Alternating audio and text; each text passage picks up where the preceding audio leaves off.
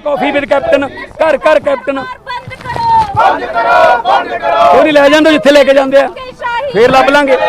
जे उन्होंने थोड़ी बहुत भी जमीर बची है कैप्टन साहब तो कृपा करके सामने आउण लोगों का सामना करो गलियां जाके देखो हालात की ने आपदे एमएलए तो इस्तीफे लो जो थोड़ी बहुत जमीर हैगी आपदा भी इस्तीफा दे दो नहीं चलती सरकार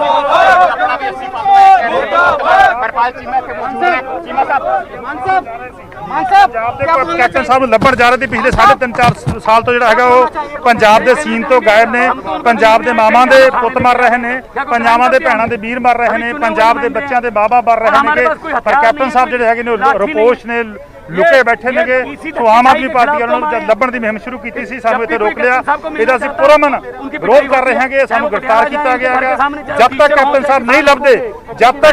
ਨਹੀਂ ਲੱਭਦੇ ਇਹ ਮੁਹਿੰਮ ਕਿਸੇ ਨਾ ਕਿਸੇ ਰੂਪ ਦੇ ਵਿੱਚ ਜਾਰੀ ਰਹੂਗੀ ਜਦ ਤੱਕ ਕੈਪਟਨ ਲੱਭਣਗੇ ਲੱਭ ਕੇ ਹੀ ਉਹਨਾਂ ਨੂੰ ਦਮ ਲਵਾਂਗੇ ਇਹ ਮੁਹਿੰਮ ਨੂੰ ਜਿਹੜਾ ਅਸੀਂ ਲਗਾਤਾਰ भगवंत मान ते उन्होंने साथियों गिरफ्तार कर लैके बस च लैके जाया जा रहा है इन्हों का साफ तौर पर कहना है कि बई ये जी चीज़ा ने ये नहीं होनी चाहिए ये इन्हों गिरफ्तार करके हालांकि लोगों के मुद्दे चुक रहे हैं लेकिन तुम वेख सकते हो ये चुक के ये इन्हों चुक के जोड़ा है वह लैके जाया जा रहा है तो तुम वेख सकते हो गिरफ्तारी जी है वह की जा रही है हुण पुलिस वालों इन्हों बस च चक के लैके जाया जा रहा है गिरफ्तारी जी इन्हों की गई है जोड़े भी आम आदमी पार्टी के जोड़े वर्कर्स ने जोड़े उन्होंने लैके बस च भर के उन्होंने लैके जाती नजर आ रही है पुलिस तुम वेख सकते हो मोहाली पुलिस भगवंत मान ते हरपाल चीमा होर भी जोड़े नाल उन्होंने जोड़े साथी हैं उन्होंने बस च गिरफ्तारी उन्होंने हिरासत च लै लिया है तो उन्होंने हिरासत च लैके मुल्लापुर बैरीयर तो हुण थाने लैके जाया जा रहा है तो लगातार जी प्रोटेस्ट किया जा रहा सी सीएम के इस्तीफे की मांग की जा रही सी लेकिन हुण पुलिस वालों इन्हों हिरासत च लैके हुण पुलिस स्टेशन लैके जाया जा रहा है तो हुण जिहड़ा बैरीयर है पूरा इत्थे क्लोज किया गया किसी की भी आवाजाही पूरी तरह इत्थे बंद की हुई है तो साफ तौर पर जिहड़े आम आदमी पार्टी वालों भी प्रदर्शन किया जा रहा सीगा कि असी जब तक नहीं जाणगे जब तक सानू इत्थों इन्हों मिलन नहीं दिता जाता लेकिन पुलिस ने हुण इन्हों हिरासत च लै लिया तो हिरासत च लैन तो बाद उन्होंने हुण पुलिस स्टेशन जिहड़ा हैगा वह लैके जाया जा रहा है ते मनोज एक्सक्लूसिवली न्यूज़ 18 खुद उत्थे ग्राउंड लेवल ते पहुंचे होए और तुसी खुद गल कीती भगवंत मान दे नाल की कुछ हुण भगवंत मान दा अगला एक्शन होण जा रहा क्योंकि शराब कांड दे नाल कई लोकां दी जिंदगियां चली गईयां ते हुण की अगे एक्शन ले सकदी है आम आदमी पार्टी जिस तरह का हालात बने हुए लगातार मंदभागी है कि 112 मौतां हो चुकी है लेकिन लगातार जी छापेमारी की जा रही है लोगों की रोशनी अखां की चल चुकी है लेकिन हुण ये जी जहरीली शराब है ये जो नैक्सिस है ये कित्थों आया ये किस तरह की जोड़े हालात इस तरह के क्यों होए लगातार राजपुरा च रेड की गई लेकिन पुलिस नूं बाद जब कुछ कांड हो जाता है कुछ इंसीडेंट अनफॉर्चुनेट डेथ होती है कोई इस तरह का इंसीडेंट होता है उस तो बाद ही पुलिस क्यों जागती है बड़े बड़े जो मगरमच्छ हैं वो हजे भी बाहर ने जो छोटे छोटे उन्होंने फड़ के तुम अंदर कर दो उस तो बाद उन्होंने जमानत हो जाती है लेकिन जो बड़े बड़े मगरमच्छ ने हालांकि प्रताप बाजवा वालों भी लगातार कल ये एलीगेशन लाया कि विदाउट इन्वॉल्वमेंट किसी दी विदाउट पोलिटिकल इन्वॉल्वमेंट ये काम नहीं हो सकते रिस्पॉन्सिबिलिटी फिक्स करनी होगी चाहे वो SHO हो चाहे वो DSP हो चाहे वो एरिए का जिले का SSP हो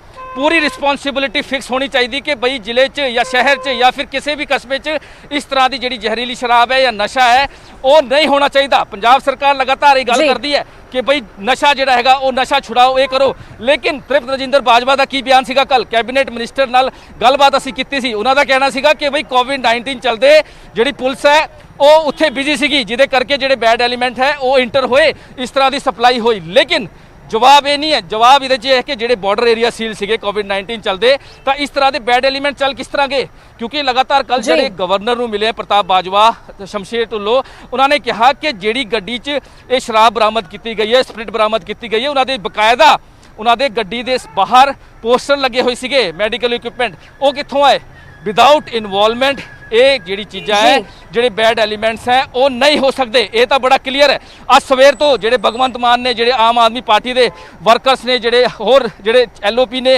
होर जोड़े नेता हैं वो सवेर तो अज CM के फार्म हाउस दूर जाने की तैयारी कर रहे थे लेकिन उन्होंने बिच रोक दिता गया साफ तौर पर उन्होंने कहा कि भाई CM साहब लभदे नहीं है उन्होंने बड़ी एलीगेशन लाई कि हर किसी चीज़ की SIT बनाई जाती है लेकिन SIT ਚ ਨਿਕਲਦਾ ਕੀ ਹੈ, ਉਹਦਾ ਰਿਜ਼ਲਟ ਕੀ ਆਂਦਾ, ਇਹ ਬਹੁਤ ਵੱਡੀ ਗੱਲ ਹੈ। ਤੇ ਇਹਦੇ ਚ ਅਸੀਂ ਪੂਰਾ ਗਰਾਊਂਡ ਲੈਵਲ ਤੇ ਅਸੀਂ ਪਹੁੰਚੇ। ਮਨੋਜ, ਜਿਸ ਤਰ੍ਹਾਂ ਆਮ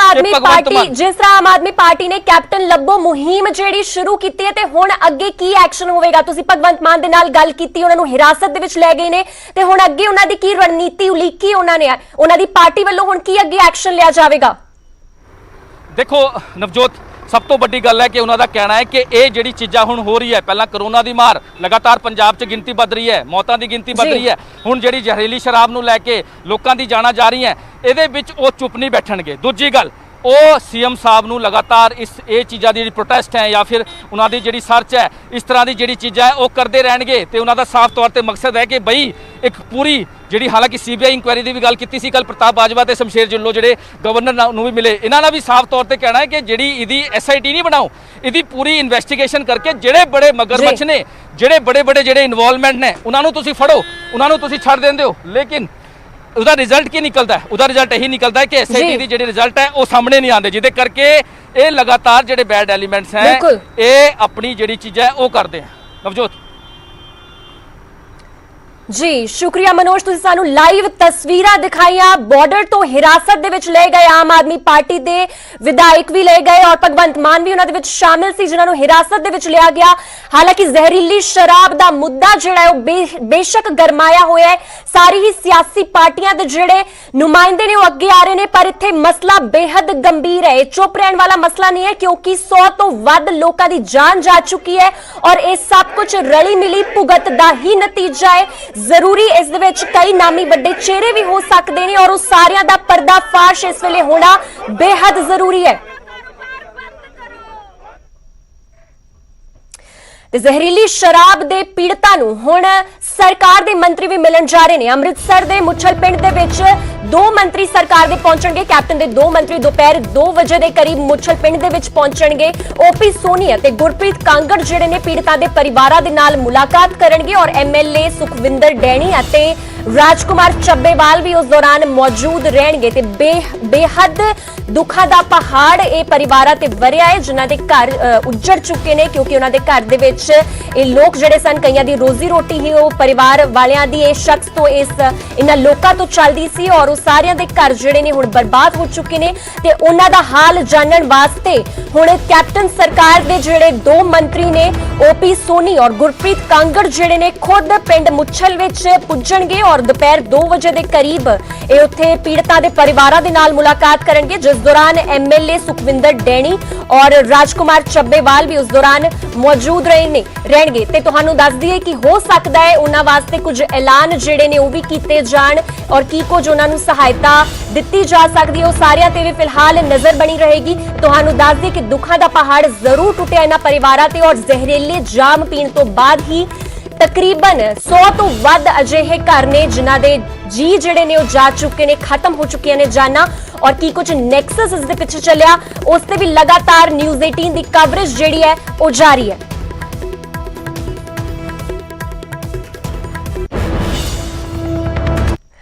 ਅਗਲੀ ਵੱਡੀ ਖਬਰ ਬਠਿੰਡਾ ਜ਼ਿਲ੍ਹਾ ਪਰਿਸ਼ਦ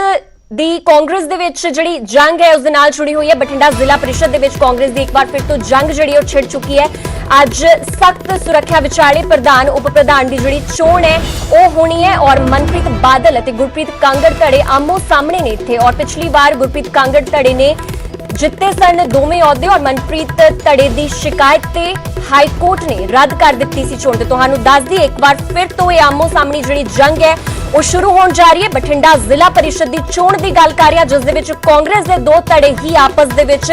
ਉਲਝਦੇ ਨਜ਼ਰ ਆ ਰਹੇ ਨੇ ਔਰ ਅੱਜ ਸਖਤ ਸੁਰੱਖਿਆ ਵਿਚਾਲੇ ਪ੍ਰਧਾਨ ਔਰ ਉਪ ਪ੍ਰਧਾਨ ਦੀ ਜਿਹੜੀ ਚੋਣ ਹੈ ਉਹ ਹੋਣੀ ਹੈ ਔਰ ਮਨਪ੍ਰੀਤ ਬਾਦਲ ਔਰ ਗੁਰਪ੍ਰੀਤ ਕਾਂਗੜ ਧੜੇ ਇਸ ਦੇ ਵਿੱਚ ਆਮੋ ਸਾਹਮਣੇ ਨੇ। ਫਿਲਹਾਲ ਬਠਿੰਡਾ ਤੋਂ ਸਾਡੇ ਸਹਿਯੋਗੀ ਸੂਰਜ ਭਾਨ ਸਾਡੇ ਨਾਲ ਜੁੜ ਚੁੱਕੇ ਨੇ। ਸੂਰਜ, ਕੀ ਕੁਝ ਅਪਡੇਟ ਹੈ ਤੁਹਾਡੇ ਕੋਲ? ਬਠਿੰਡਾ ਜ਼ਿਲ੍ਹਾ ਪਰਿਸ਼ਦ ਦੀ ਚੋਣ ਹੋਣ ਜਾ ਰਹੀ ਹੈ ਔਰ ਇਸ ਤੋਂ ਪਹਿਲਾਂ ਵੀ ਕਾਫੀ ਤਲਖੀ ਨਜ਼ਰ ਆਈ ਇਸ ਚੋਣਾਂ ਦੌਰਾਨ।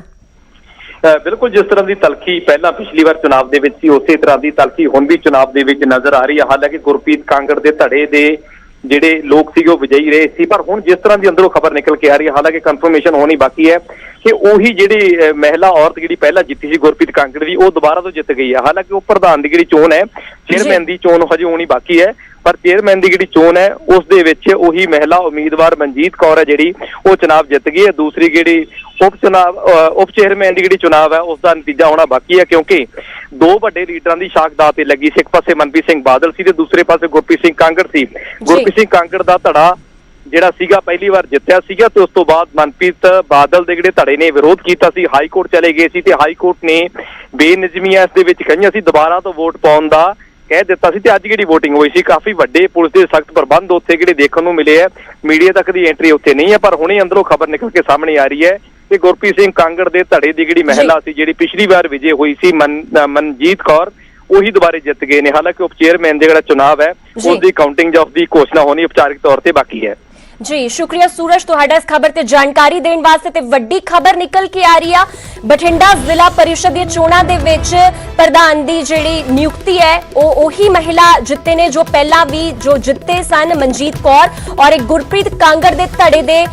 ਜਿੱਤੇ ਹੋਏ ਨੁਮਾਇੰਦੇ ਨੇ ਜੋ ਕਿ ਹੁਣ ਪ੍ਰਧਾਨ ਬਣ ਚੁੱਕੇ ਨੇ। ਹਾਲਾਂਕਿ ਹਜੇ ਉਪ ਪ੍ਰਧਾਨ ਦਾ ਜਿਹੜਾ ਨਾਮ ਆ ਉਹ ਜੇ ਬਾਹਰ ਆਉਣਾ, ਸਾਹਮਣੇ ਆਉਣਾ ਬਾਕੀ ਹੈ। ਤੇ ਤੁਹਾਨੂੰ ਦੱਸ ਦਈਏ ਕਿ ਬਠਿੰਡਾ ਜ਼ਿਲ੍ਹਾ ਪਰਿਸ਼ਦ ਦੇ ਲਈ ਕਾਂਗਰਸ ਦੇ ਵਿੱਚ ਲਗਾਤਾਰ ਜੰਗ ਚੱਲ ਰਹੀ ਸੀ ਔਰ ਦੋ ਮੰਤਰੀਆਂ ਦੇ ਵਿੱਚ ਹੀ ਆਪਸ ਦੇ ਵਿੱਚ ਧੜੇ ਬਣੇ ਹੋਏ ਸੀ, ਮਨਪ੍ਰੀਤ ਬਾਦਲ ਔਰ ਗੁਰਪ੍ਰੀਤ ਕਾਂਗੜ। ਔਰ ਇਸ ਤੋਂ ਪਹਿਲਾਂ ਜਿਹੜੀ ਚੋਣ ਹੋਈ ਸੀ ਉਸ ਦੇ ਲਈ ਪਿਛਲੀ ਵਾਰ ਗੁਰਪ੍ਰੀਤ ਕਾਂਗੜ ਦੇ ਧੜੇ ਨੇ ਜੋ ਜਿੱਤੇ ਸੀ। ਉਸ ਤੋਂ ਬਾਅਦ ਇਸ ਅਹੁਦੇ ਵਾਸਤੇ ਮਨਪ੍ਰੀਤ ਦੇ ਧੜੇ ਵੱਲੋਂ ਸ਼ਿਕਾਇਤ ਕੀਤੀ ਗਈ ਸੀ ਹਾਈ ਕੋਰਟ ਦੇ ਵਿੱਚ ਔਰ ਚੋਣ ਨੂੰ ਰੱਦ ਕਰਵਾ ਦਿੱਤਾ ਗਿਆ ਸੀ। ਪਰ ਤੁਹਾਨੂੰ ਦੱਸ ਦਈਏ ਕਿ ਇੱਕ ਵੱਡੀ ਖਬਰ ਇਸ ਵੇਲੇ ਆ ਰਹੀ ਹੈ ਕਿ ਇੱਕ ਵਾਰ ਫਿਰ ਤੋਂ ਗੁਰਪ੍ਰੀਤ ਕਾਂਗੜ ਦੇ ਧੜੇ ਦੇ ਹੀ ਮਹਿਲਾ ਜਿਹੜੇ ਨੇ ਮਨਜੀਤ ਕੌਰ, ਉਹ ਪ੍ਰਧਾਨ ਬਣ ਚੁੱਕੇ ਨੇ। ਹਾਲਾਂਕਿ ਉਪ ਪ੍ਰਧਾਨ ਦਾ ਨਾਮ ਹਜੇ ਬਾਹਰ ਆਉਣਾ ਬਾਕੀ ਹੈ। ਤੇ ਉਧਰ ਖੇਤੀ ਆਰਡੀਨੈਂਸ ਖਿਲਾਫ ਕਾਂਗਰਸ ਦਾ ਹੱਲਾ ਬੋਲ ਵੀ ਲਗਾਤਾਰ ਜਾਰੀ ਹੈ, ਜੋ ਕਿ ਕਿਸਾਨਾਂ ਦਾ ਇੱਕ ਗੰਭੀਰ ਮਸਲਾ ਜ਼ਰੂਰ ਹੈ। ਯੂਥ ਕਾਂਗਰਸ ਵੱਲੋਂ ਅੱਜ ਸੂਬੇ ਭਰ ਦੇ ਵਿੱਚ ਪ੍ਰਦਰਸ਼ਨ ਹੈ ਔਰ ਯੂਥ ਕਾਂਗਰਸ ਪ੍ਰਧਾਨ ਦੀ ਅਗਵਾਈ ਦੇ ਵਿੱਚ ਮੋਹਾਲੀ ਦੇ ਵਿੱਚ ਧਰਨਾ ਪ੍ਰਦਰਸ਼ਨ ਕੀਤਾ ਗਿਆ। ਮੰਡੀ ਬੋਰਡ ਦੇ ਦਫ਼ਤਰ ਦੇ ਬਾਹਰ ਇਹ ਵਿਰੋਧ ਪ੍ਰਦਰਸ਼ਨ ਹੈ ਉਹ ਕੀਤਾ ਗਿਆ ਔਰ ਕਿਸਾਨ ਵਿਰੋਧੀ ਹੈ ਮੋਦੀ ਸਰਕਾਰ। ਬਰਿੰਦਰ ਢਿੱਲੋਂ ਵੱਲੋਂ ਇਹ ਗੱਲ ਕਹੀ ਗਈ ਔਰ ਨਵੇਂ ਆਰਡੀਨੈਂਸ ਦੇ ਨਾਲ ਮੰਡੀ ਬੋਰਡ ਖਤਮ ਹੋ ਜਾਣਗੇ। ਤੇ ਤੁਹਾਨੂੰ ਦੱਸ ਦਈਏ ਕਿ ਲਗਾਤਾਰ ਕਿਸਾਨਾਂ ਦਾ ਜਿਹੜਾ ਹੱਲਾ ਬੋਲ ਹੈ ਇਸ ਨੂੰ ਲੈ ਕੇ ਜਾਰੀ ਸੀ। ਕਿਸਾਨ ਵੀ ਸੜਕਾਂ ਤੇ ਨਿਤਰੇ ਸਨ, ਆਪਣੀਆਂ ਮੰਗਾਂ ਰੱਖਦੇ ਹੋਏ ਖੇਤੀ ਆਰਡੀਨੈਂਸ ਦੇ ਖਿਲਾਫਤ ਕੀਤੀ ਸੀ ਕਿਸਾਨਾਂ ਨੇ ਵੀ। ਔਰ ਹੁਣ ਕਾਂਗਰਸ ਦਾ ਵੀ ਹੱਲਾ ਬੋਲ ਜਿਹੜਾ ਹੈ ਉਹ ਵੇਖਣ ਨੂੰ ਮਿਲ ਰਿਹਾ ਹੈ, ਜਿਸ ਦੇ ਵਿੱਚ ਯੂਥ ਕਾਂਗਰਸ ਵੱਲੋਂ ਸੂਬੇ ਭਰ ਦੇ ਵਿੱਚ ਅੱਜ ਪ੍ਰਦਰਸ਼ਨ ਜਿਹੜੇ ਨੇ ਉਹ ਕੀਤੇ ਗਏ ਨੇ ਔਰ ਮੰਡੀ ਬੋਰਡ ਦੇ ਦਫ਼ਤਰ ਦੇ ਬਾਹਰ ਵੀ ਯੂਥ ਕਾਂਗਰਸ ਵੱਲੋਂ ਪ੍ਰਦਰਸ਼ਨ ਕੀਤਾ ਗਿਆ, ਜਿਸ ਦੀ ਅਗਵਾਈ ਬਰਿੰਦਰ ਢਿੱਲੋਂ ਨੇ ਕੀਤੀ ਔਰ ਉਹਨਾਂ ਵੱਲੋਂ ਸਾਫ਼ ਤੌਰ ਤੇ ਕਿਹਾ ਗਿਆ ਕਿ ਨਵੇਂ ਆਰਡੀਨੈਂਸ ਦੇ ਨਾਲ ਮੰਡੀ ਬੋਰਡ ਜਿਹੜਾ ਹੈ ਉਹ ਖਤਮ ਹੋ ਜਾਵੇਗਾ ਔਰ ਕਿਸਾਨਾਂ ਨੂੰ ਇਸ ਦੇ ਨਾਲ ਬੇहद ਨੁਕਸਾਨ ਹੈ।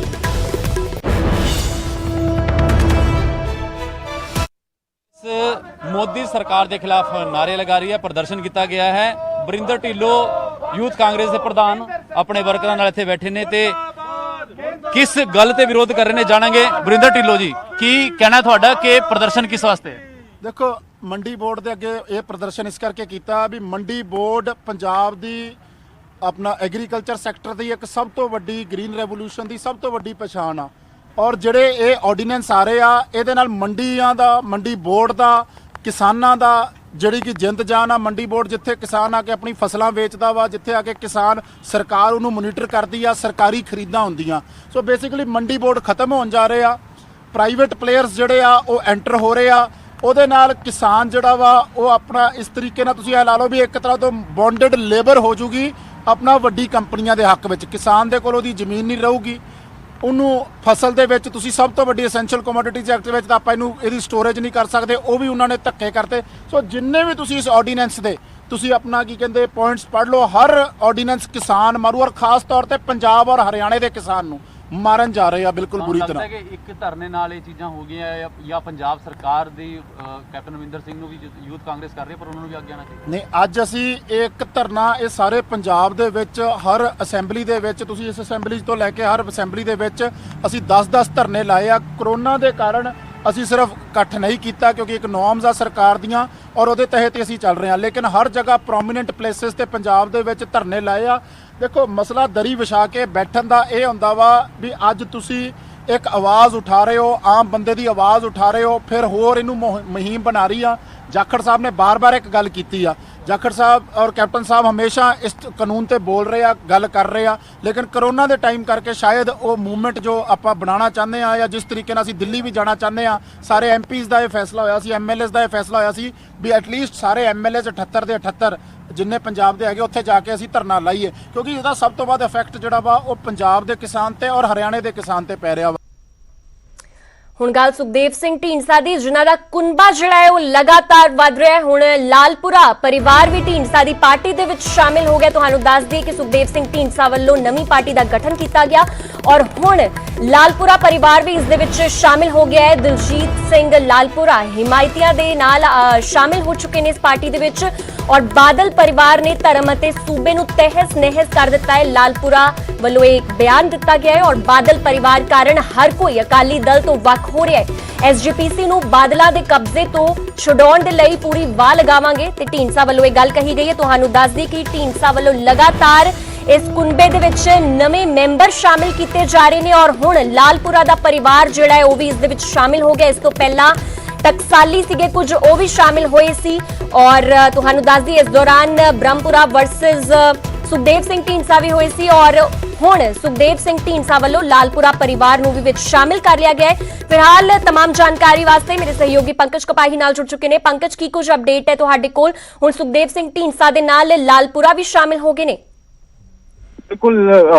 ਪਿਛਲੇ ਦਿਨਾਂ 'ਚ ਅਸੀਂ ਦੇਖਿਆ ਸੀਗਾ ਅਕਾਲੀ ਦਲ ਦੇ ਹੋਰ ਸੀਨੀਅਰ ਲੀਡਰ ਜਿਨ੍ਹਾਂ ਨੂੰ ਸਾਈਡਲਾਈਨ ਕੀਤਾ ਹੋਇਆ ਸੀ, ਉਹ ਖਾਸ ਤੌਰ ਤੇ ਤਲਵੰਡੀ ਹੋਰੀ ਜਿਹੜੇ ਨੇ ਉਹ ਸੁਖਦੇਵ ਸਿੰਘ ਢੀਂਡਸਾ ਹੋਰਾਂ ਦਾ ਹੱਥ ਥਾਮਦੇ ਹੋਏ ਨਜ਼ਰ ਆਏ ਸੀਗੇ। ਤਾਂ ਹੁਣ ਲਾਲਪੁਰਾ ਪਰਿਵਾਰ ਜਿਨ੍ਹਾਂ ਦਾ ਆਪਣਾ ਇੱਕ ਹੋਰਾ ਅਕਾਲੀ ਦਲ ਦੇ ਵਿੱਚ ਰਿਹਾ, ਲੰਬੇ ਸਮੇਂ ਤੋਂ ਅਕਾਲੀ ਦਲ ਦੇ ਸੀਨੀਅਰ ਲੀਡਰ ਦੇ ਤੌਰ ਤੇ ਜਾਣਿਆ ਜਾਂਦਾ ਹੈ ਔਰ ਵਿਧਾਇਕ ਰਹਿ ਚੁੱਕੇ ਨੇ ਔਰ ਐਸਜੀਪੀਸੀ ਦੇ ਵੀ ਮੈਂਬਰ ਰਹਿ ਚੁੱਕੇ ਨੇ, ਉਹਨਾਂ ਦੇ ਬੇਟੇ ਹੁਣ ਬਕਾਇਦਾ ਤੌਰ ਤੇ ਜਿਹੜੇ ਨੇ ਸੁਖਦੇਵ ਸਿੰਘ ਢੀਂਡਸਾ ਹੋਰਾਂ ਦੇ ਨਾਲ ਹੋ ਗਏ ਨੇ ਔਰ ਇਲਜ਼ਾਮ ਇਸ ਵਾਰ ਫਿਰ ਬਾਦਲ ਪਰਿਵਾਰ ਤੇ ਜਿਹੜੇ ਨੇ ਉਹ ਲਾਲਪੁਰਾ ਹੋਰੀ ਵੀ ਔਰ ਸੁਖਦੇਵ ਸਿੰਘ ਢੀਂਡਸਾ ਹੋਰੀ ਵੀ ਵਰਦੇ ਹੋਏ ਨਜ਼ਰ ਆ ਰਹੇ ਨੇ। ਜੀ, ਤੇ ਪੰਕਜ ਹੁਣ ਅੱਗੇ ਫਿਰ ਇਹਨਾਂ ਦੀ ਕੀ ਕੁਝ ਰਣਨੀਤੀ ਰਹਿਣ ਵਾਲੀ, ਅੱਗੇ ਕੀ ਕੁਝ ਟਾਰਗੇਟ, ਕਿਉਂਕਿ ਲਗਾਤਾਰ ਇਹਨਾਂ ਦੇ ਨਾਲ ਨਵੇਂ ਤੋਂ ਨਵੇਂ ਮੈਂਬਰ ਸ਼ਾਮਿਲ ਹੋ ਰਹੇ ਨੇ, ਕੀ ਕੁਝ ਟਾਰਗੇਟ ਇਹ ਲੋਕ ਅਚੀਵ ਕਰਨਾ ਚਾਹੁੰਦੇ ਅੱਗੇ ਜਾ ਕੇ? ਨਵਜੋਤ, ਜੋ ਜਾਣਕਾਰੀ ਮਿਲ ਰਹੀ ਹੈ ਕਿ ਐਸਜੀਪੀਸੀ ਦੀਆਂ ਚੋਣਾਂ ਸੁਖਦੇਵ ਸਿੰਘ ਢੀਂਡਸਾ ਦੀ ਪਾਰਟੀ ਖੁਦ ਨਹੀਂ ਲੜੇਗੀ, ਲੇਕਿਨ ਇਸ ਤਰੀਕੇ ਦੇ ਜਿਹੜੇ ਲੀਡਰ ਸ਼ਾਮਲ ਹੋ ਰਹੇ ਨੇ ਜੋ ਐਸਜੀਪੀਸੀ ਦੇ ਨਾਲ ਜੁੜੇ ਹੋਏ ਨੇ ਜਾਂ ਫਿਰ ਐਸਜੀਪੀਸੀ ਦੀ ਚੋਣ ਲੜ ਚੁੱਕੇ ਨੇ, ਉਹ ਬਕਾਇਦਾ ਤੌਰ ਤੇ ਐਸਜੀਪੀਸੀ ਦੀਆਂ ਚੋਣਾਂ ਲੜਦੇ ਹੋਏ ਨਜ਼ਰ ਆਣਗੇ ਔਰ ਸੁਖਦੇਵ ਸਿੰਘ ਢੀਂਡਸਾ ਹੋਰੀ ਲਗਾਤਾਰ ਇਹ ਕਹਿ ਰਹੇ ਨੇ ਕਿ ਅਕਾਲੀ ਦਲ ਦੇ ਕਈ ਸਾਰੇ ਸੀਨੀਅਰ ਲੀਡਰ ਉਹਨਾਂ ਦੇ ਸੰਪਰਕ ਦੇ ਵਿੱਚ ਨੇ ਔਰ 2022 ਦੀਆਂ ਚੋਣਾਂ ਤੋਂ ਪਹਿਲਾਂ ਕਈ ਸਾਰੇ ਹੋਰ ਵੱਡੇ ਅਕਾਲੀ ਦਲ ਦੇ ਜਿਹੜੇ ਇਸ ਵੇਲੇ ਸੀਨੀਅਰ ਲੀਡਰ ਨੇ, ਅਕਾਲੀ ਦਲ ਦੇ ਲੰਬੇ ਵੇਲੇ ਤੋਂ ਅਕਾਲੀ ਦਲ ਦੇ ਵਿੱਚ ਮੌਜੂਦ ਨੇ, ਉਹ ਸੁਖਦੇਵ ਸਿੰਘ ਢੀਂਡਸਾ ਹੋਰਾਂ ਦੇ ਨਾਲ ਆ ਸਕਦੇ ਨੇ ਔਰ ਢੀਂਡਸਾ ਹੋਰੀ ਕਹਿ ਰਹੇ ਨੇ ਕਿ 2022 ਦੀਆਂ ਚੋਣਾਂ ਦੇ ਵਿੱਚ ਅਹਿਮ ਰੋਲ ਜਿਹੜਾ ਵਾ ਉਹਨਾਂ ਦੀ ਪਾਰਟੀ ਅਕਾਲੀ ਦਲ ਡੈਮੋਕ੍ਰੈਟਿਕ ਜਿਹੜੀ ਆ ਉਹ ਹੁੰਦੀ ਹੋਈ ਨਜ਼ਰ ਆਏਗੀ। ਸ਼ੁਕਰੀਆ ਪੰਕਜ ਇਸ ਖਬਰ ਤੇ ਪੂਰੀ ਜਾਣਕਾਰੀ ਦੇਣ ਵਾਸਤੇ। ਤੇ ਅਕਾਲੀ ਦਲ ਡੈਮੋਕ੍ਰੈਟਿਕ ਦੇ ਵਿੱਚ ਨਵੇਂ ਮੈਂਬਰ ਜਿਹੜੇ ਨੇ ਉਹ ਸ਼ਾਮਿਲ ਹੋ ਰਹੇ ਨੇ ਔਰ ਹੁਣ ਲਾਲਪੁਰਾ ਪਰਿਵਾਰ ਵੀ ਇਸ ਦੇ ਵਿੱਚ ਸ਼ਾਮਿਲ ਹੋ ਚੁੱਕੇ। ਤੁਹਾਨੂੰ ਦੱਸ ਦੇ ਇਸ ਤੋਂ ਪਹਿਲਾਂ ਟਕਸਾਲੀ ਦਲ ਦੇ ਕਈ ਲੋਕ ਇਸ ਦੇ ਵਿੱਚ ਸ਼ਾਮਿਲ ਹੋ ਚੁੱਕੇ, ਜਿਨ੍ਹਾਂ ਦੇ ਵਿੱਚ ਸੇਖਵਾ ਵੀ ਸ਼ਾਮਿਲ ਨੇ ਔਰ ਤੁਹਾਨੂੰ ਦੱਸ ਦੇ ਕਿ ਲਗਾਤਾਰ ਇਹਨਾਂ ਦਾ ਕੁਨਬਾ ਜਿਹੜਾ ਹੈ ਉਹ ਵੱਧਦਾ ਜਾ ਰਿਹਾ ਔਰ ਟੱਕਰ ਜ਼ੋਰਾਂ ਦੇ ਨਾਲ 2022 ਦੀਆਂ ਚੋਣਾਂ ਤੇ ਨਜ਼ਰ ਹੈ ਔਰ ਟੱਕਰ ਅਕਾਲੀ ਦਲ ਨੂੰ ਸਾਫ਼ ਤੌਰ ਤੇ ਦਿੱਤੀ ਜਾ ਰਹੀ ਹੈ।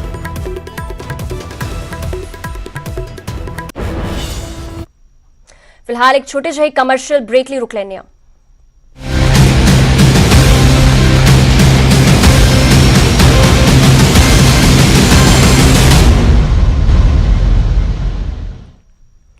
ब्रेक तो बाद एक बार फिर तो स्वागत है। इस वेले दी वड्डी खबर जम्मू कश्मीर तो आ रही है। जम्मू कश्मीर तो धारा 370 हटण दा पूरा 1 साल पूरा हो चुका है और हिंसा के खदशे नूं देखदे होया श्रीनगर दे विच एक बार फिर तो कर्फ्यू लगा दिता गया है। श्रीनगर बारामुला हाईवे तो बरामद होया सीगा एक विस्फोटक, एक आईडी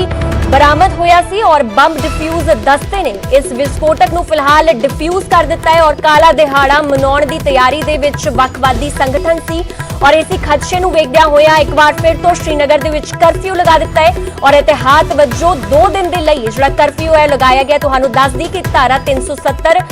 हटदे होए 1 साल तकरीबन पूरा हो चुका है और हिंसा का लगातार खदशा जिहड़ा बनिया होया है और इस दौरान एक आईईडी भी बरामद होया है और उसनूं फिलहाल ਡਿਫਿਊਜ਼ ਦਸਤੇ ਨੇ ਫਿਲਹਾਲ ਉਸ ਨੂੰ ਡਿਫਿਊਜ਼ ਕਰਤਾ ਹੈ ਔਰ ਕਾਲਾ ਦਿਹਾੜਾ ਮਨਾਉਣ ਦੀ ਜਿਹੜੀ ਤਿਆਰੀ ਹੈ ਉਹ ਵੱਖਵਾਦੀ ਸੰਗਠਨ ਵੱਲੋਂ ਕੀਤੀ ਗਈ ਸੀ ਔਰ ਇਤਿਹਾਤ ਵਜੋਂ ਫਿਲਹਾਲ 2 ਦਿਨ ਵਾਸਤੇ ਸ਼੍ਰੀਨਗਰ ਦੇ ਵਿੱਚ ਕਰਫਿਊ ਲਗਾ ਦਿੱਤਾ ਗਿਆ ਹੈ।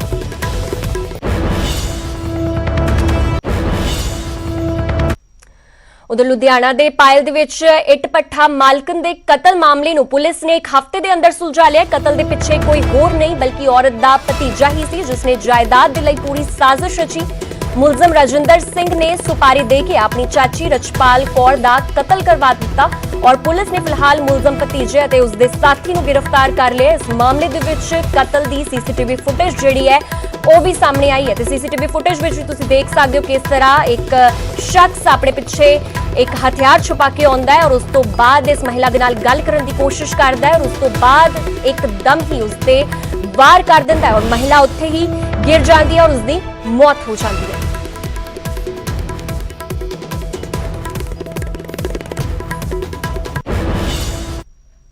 ਤਕਰਾਰ ਚੱਲਦਾ ਸੀ ਤੇ ਜਿਹੜਾ ਘਰ ਹੈ ਰਜਿੰਦਰ ਸਿੰਘ ਬੌਬੀ ਦਾ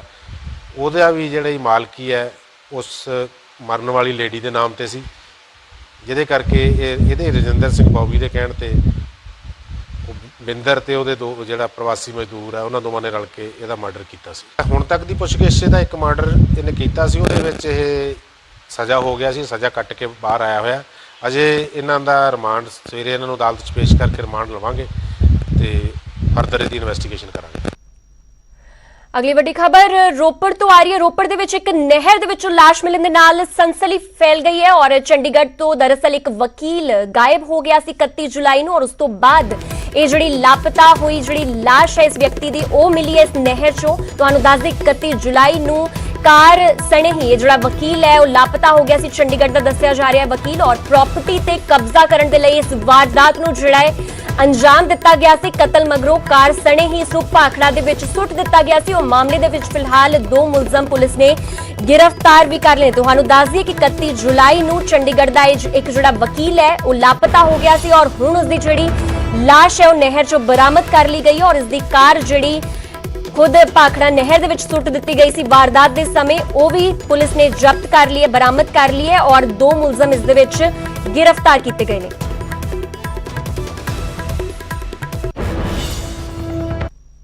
इन्वेस्टिगेशन पे आया है कि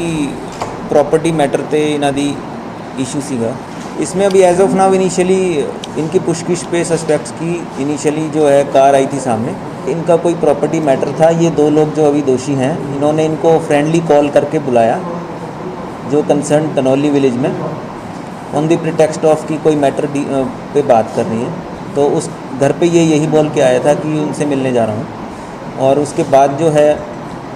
जब हमने सस्पेक्ट्स को पुछगिछ की और उसकी पुछगिछ से आगे ट्रेस किया तो ये बात सामने आई कि इन्होंने जो है उसका मर्डर किया। With what exact motive is to be decided by further investigation. फिलहाल इस बुलेटिन में इतना ही, अगे भी खबरों का सिलसिला जारी रहेगा।